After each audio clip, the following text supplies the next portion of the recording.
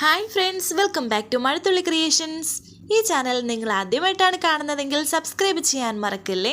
പരസ്പരം നല്ലൊരു ഫ്രണ്ട്സ് ആവാം എന്ന് പറഞ്ഞ് രണ്ടുപേരും നിത്യയും ഹരിയും ഇപ്പോൾ കൈ കൊടുക്കുകയാണ്. ഇത് കണ്ട് സന്തോഷിക്കുകയാണ് അമ്മാവനും സുജാതയും. അല്ലടാ, ഇത്രയൊക്കെ ആയ സ്ഥിതിക്ക് നിങ്ങൾക്ക് അങ്ങ് കല്യാണം കഴിച്ചൂടെ എന്ന് അമ്മാവൻ അവരോട് ചോദിക്കുന്നു. പെട്ടെന്ന് കൈ എടുക്കുകയാണ് നിത്യ. ചമ്മലോടെ രണ്ടുപേരും നിൽക്കുന്നു. ഇത് കേട്ട് പെട്ടെന്ന് നിത്യ ഒരു ചമ്മലോടെ നിത്യയുടെ വീട്ടിലേക്കും ഹരിയുടെ വീട്ടിലേക്കും പോകുന്നു. ചിരിച്ചുകൊണ്ട് സുജാത അമ്മാവനോട് സംസാരിക്കാനായി വന്നു. സുജാതെ, അത് നമ്മൾ ചോദിച്ച സമയം തെറ്റായി പോയോ സുജാത എന്ന് അമ്മാവൻ ചോദിക്കുന്നു. ആ ചോദ്യം അവരുടെ മനസ്സിൽ കിടക്കട്ടെ, അവർ തമ്മിൽ ചേർന്നേ പറ്റൂ. ഹരിയെ ഞാൻ എൻ്റെ മോനായി സ്വീകരിച്ചു കഴിഞ്ഞു എന്ന് സുജാത പറഞ്ഞു. പത്മ എൻ്റെയും മോള് തന്നെയാണ്, അതിൽ ഒരു മാറ്റവുമില്ല എന്ന് അമ്മാവൻ. ഇനിയെല്ലാം ദൈവം തീരുമാനിക്കട്ടെ എന്ന് അദ്ദേഹം പറഞ്ഞു.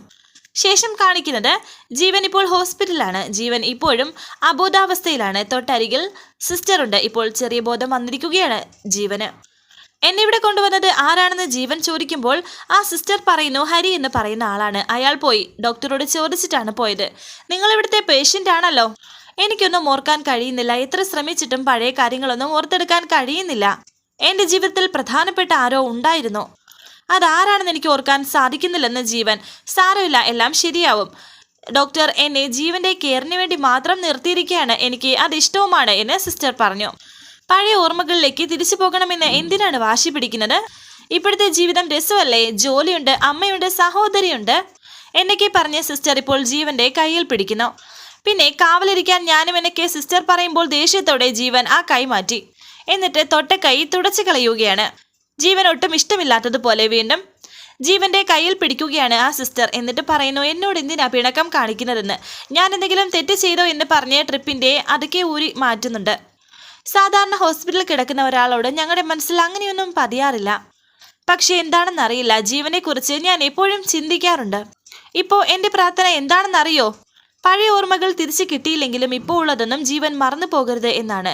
ഇതൊക്കെ പറയുമ്പോൾ വളരെ ദേഷ്യത്തോടെ ജീവൻ ബെഡിൽ നിന്നും ചാടി എഴുന്നേറ്റു. കൂട്ടത്തിൽ എന്നെയും എന്ന് നാണത്തോടെ തിരിഞ്ഞു നിന്ന് പറയുകയാണ് ആ സിസ്റ്റർ. എന്നിട്ട് പറയുന്നു, സുന്ദരനാണ് കേട്ടോ. ഈ സമയം പതുക്കെ ജീവൻ എഴുന്നേറ്റ് സിസ്റ്ററിന്റെ പിറകിലേക്ക് വന്ന് നിൽക്കുന്നു.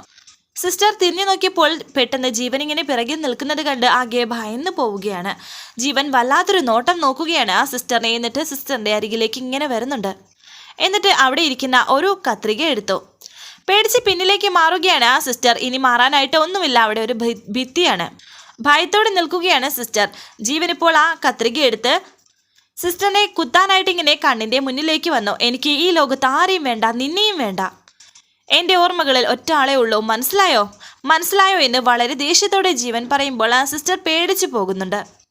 ആ കത്രിക മാറ്റിയിരിക്കുകയാണ് ജീവൻ. എന്നിട്ട് ജീവൻ ആ ബെഡിലേക്ക് പോയിരിക്കുന്നു. ജീവൻ ഒറ്റ ഓർമ്മ മാത്രമേ ഉള്ളൂ. അമ്മയുടെ കൂടെയുള്ളത് ആരാണ്? അമ്മ മറച്ചു വെക്കുന്നത് ആരെയാണ്? ഞാൻ കണ്ടെത്തിക്കോളാം. ശേഷം കാണിക്കുന്നത് ഇന്നാണ് സ്കൂളിലെ ആ ഫംഗ്ഷൻ ദിവസം. ഇന്നാണ് ഇവിടേക്ക് ചീഫ് ഗസ്റ്റ് വരാൻ പോകുന്നത്. ഇന്നാണ് വീണ അവിടേക്ക് വരുന്നത്. വീണയെ സ്വീകരിക്കാൻ ബൊക്കയുമായി നിൽക്കുന്നത് നിത്യ തന്നെ. പിന്നെ ബാക്കി ടീച്ചേഴ്സും ഉണ്ട്. ഒരറ്റത്ത് അമ്മാവനും ഹരിയും. ടീച്ചേഴ്സിനോട് മറ്റ് പത്മ ടീച്ചർ നിത്യ ടീച്ചറിനോട് ബാക്കി ടീച്ചേഴ്സ് പറയുന്നുണ്ട്, ഈ ഒരു സെലിബ്രിറ്റിയെ കുറിച്ച് ഞാൻ ആദ്യമായിട്ടാണ് കേൾക്കുന്നത്. ഓരോരുത്തരുടെ ഭാഗ്യം, അല്ലാതെ എന്ത് പറയാനാ. ഇതേസമയം ഹരി അമ്മാവനോട് പറയുന്നുണ്ട്, ചീഫ് ഗസ്റ്റ് ഇപ്പോൾ വരുമെന്ന്. ചീഫ് ഗസ്റ്റ് എന്നെ ആ കാഴ്ച കാണിക്കാനല്ലേ നീ എന്നെ പിടിച്ചോണ്ട് വന്നത്?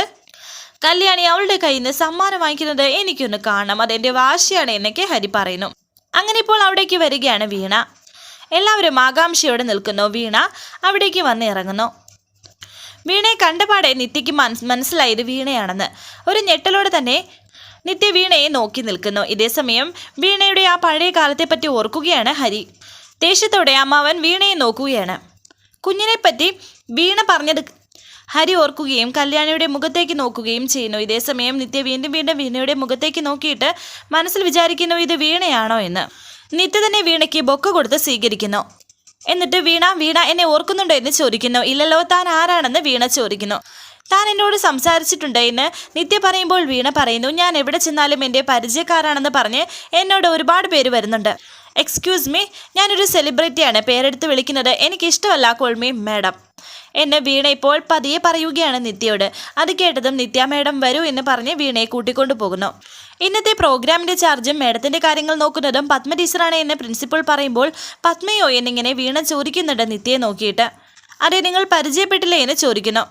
അതിനിടയിൽ ഒരു കുട്ടി വീണയെ തട്ടിക്കൊണ്ട് അകത്തേക്ക് വരുമ്പോൾ വീണ ആ കുട്ടി അങ്ങനെ തട്ടുന്നുണ്ട്. നിത്യയുടെ അടുത്തേക്ക് വന്ന് വീഴുകയും ചെയ്യുന്നു. ദേഷ്യത്തോടെ എന്ന് നിത്യ പറയുമ്പോൾ പത്മൻ ടീച്ചറെ എന്ന് പ്രിൻസിപ്പൾ ഇങ്ങനെ പറയുന്നു. ഈ സമയം പതിയാമാവൻ അവിടെ നിന്ന് പോകുന്നു. അവരങ്ങോട്ടേക്ക് പോയ സമയം നിത്യ പ്രിൻസിപ്പലിനോട് പറയുന്നുണ്ട്, മേഡം നമ്മുടെ സ്കൂളിലേക്ക് വന്നിട്ട് നമ്മുടെ കുട്ടികളെ അപമാനിക്കാന്ന് വെച്ചാൽ പോട്ടെ ടീച്ചറെ, അവർ നമ്മുടെ ഗസ്റ്റ് അല്ലേ എന്ന് ടീച്ചർ. അതുകൊണ്ട് അങ്ങനെയാണോ ചെയ്യേണ്ടത് എന്ന് നിത്യ ദേഷ്യത്തോടെ പറയുന്നു. പോട്ടെ ടീച്ചർ, ടീച്ചറിൻ്റെ രോഷം എനിക്ക് മനസ്സിലാവും. ഇപ്പോൾ നമ്മൾ അവരെ എന്തെങ്കിലും പറഞ്ഞാൽ അവരിവിടെ നിന്ന് ഇറങ്ങിപ്പോകും. ഫംഗ്ഷൻ കൃത്യമായി നടന്നില്ലെങ്കിൽ മാനേജ്മെൻറ്റിനോട് ഉത്തരം പറയേണ്ടത് ഞാനാണെന്ന് പ്രിൻസിപ്പൽ പറയുന്നുണ്ട്. തുടർന്ന് അമ്മാവൻ ഇങ്ങനെ പതിയെ പതിയെ വീണ പോകുന്ന ആ ഭാഗത്തേക്ക് പോകുന്നുണ്ട്. ദേഷ്യത്തോടെ വീണയെ നോക്കുകയും അവിടെ എന്തോ പരതുകയും ചെയ്യുന്നു. ഒടുവിൽ ചെരുപ്പൂരുകയാണ്.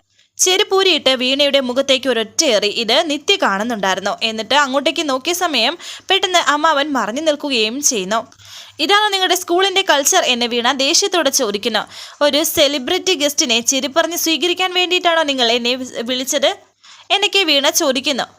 എന്ത് പറ്റി എന്ന് ചോദിച്ച് പ്രിൻസിപ്പൽ അവിടേക്ക് വന്നു. ഞാൻ ഈ ഫംഗ്ഷനിൽ പങ്കെടുക്കുന്നില്ല എന്ന് വീണ ദേഷ്യത്തോടെ പറയുന്നു. മേഡത്തിൻ്റെ ദേഹത്തേക്ക് ആരോ ചെരുപ്പ് വലിച്ചെറിച്ച് എറിഞ്ഞിരിക്കുന്നു എന്ന് ആ ബോഡിഗാർഡിൽ ഒരാൾ പറയുന്നു. പ്രിൻസിപ്പൽ സോറി പറയുന്നു. കുട്ടികൾ ആരെങ്കിലും അറിയാതെ ചെയ്തതായിരിക്കുമെന്ന് പറയുമ്പോൾ ആ ബോഡിഗാർഡിൽ ഒരാൾ പറയുന്നു, ഇത് കുട്ടികളുടെ ചെരുപ്പാണോ? അല്ലല്ലോ, ഏതോ മുതിർന്നാളുടെ ചെരുപ്പാണിത്. ജഗൻ, നമുക്ക് തിരിച്ചു പോകാം, പ്രോഗ്രാം ക്യാൻസൽ ചെയ്തേക്ക് എന്ന് വീണ പറയുന്നുണ്ട്. മേഡം, എല്ലാവരും കാത്തിരിക്കുകയാണ്, ഫംഗ്ഷൻ എത്രയും വേഗം തുടങ്ങണം. മേഡം ഇവിടെ വരെ വന്നിട്ട് തിരിച്ചു പോകുന്നത് ഞങ്ങൾക്കും മാനേജ്മെൻറ്റിനും നാണക്കേടാണ് എന്ന് അവർ പറയുന്നുണ്ട്. നിങ്ങൾക്ക് നാണം കെടാതിരിക്കണം. പിന്നെ ജഗനോട് പറയുന്നു, ജഗൻ ഇത് ചെയ്തത് ആരായാലും 1-2 മിനിറ്റിനകം എൻ്റെ മുന്നിലെത്തണം, അറിയാലോ. അതിനാരെ വേണമെങ്കിലും നിങ്ങൾക്ക് ചോദ്യം ചെയ്യാം, എന്ത് മുറ വേണമെങ്കിലും പ്രയോഗിക്കാമെന്നും വീണ പറയുന്നു.